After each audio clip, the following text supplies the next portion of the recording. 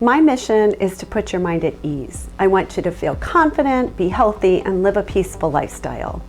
You already understand one of my core beliefs. You understand that the demands of diabetes can be an additional set of stressors above and beyond eating healthy and being active.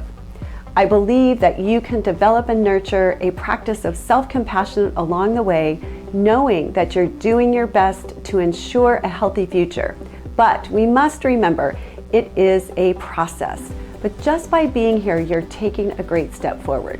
You also know that successful management of diabetes depends on mastery of your medical regimen, including monitoring your blood sugar and taking your medications properly. You may not know, however, that successful management of diabetes also depends on learning how to cope with the emotional and social demands of living with diabetes. Coping with stress and diabetes burnout are important to managing your diabetes and mental health. A diagnosis of diabetes is often unanticipated, and most women are caught off guard.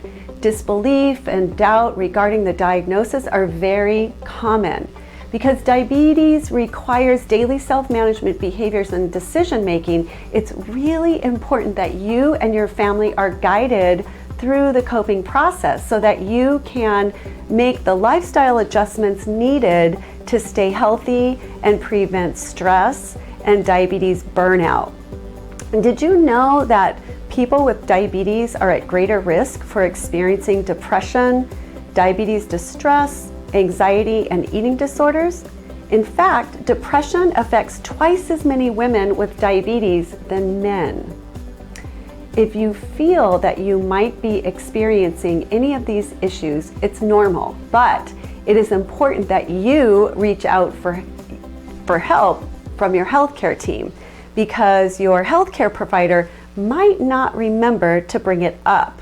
One study showed that diabetes distress was reported by almost 45% of participants, but less than 24% reported being asked by their healthcare team how diabetes affected their life. So the fact is, when you're diagnosed with diabetes, the three specialists you should immediately be referred to are a diabetes educator to learn about blood sugar targets, medications, high blood sugar, low blood sugar, and more, a registered dietitian nutritionist, and finally to a mental health professional if you need it.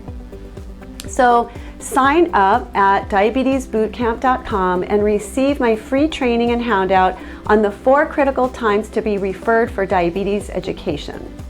So if this information resonates with you, click on the thumbs up below and type "coping is important" in the comments section. Why is it important that you reach out to your healthcare team for help?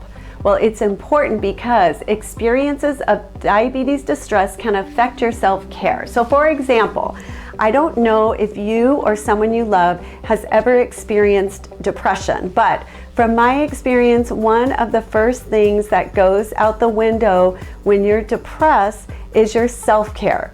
So in other words, when you're depressed, you don't want to monitor your blood sugar, you don't want to eat healthy, take your medications, or be active. And so it may not seem like a big deal, but the problem is when you don't practice these behaviors, your blood sugar can start to go up, and then you become uncontrolled, which means you are at higher risk for complications in the future.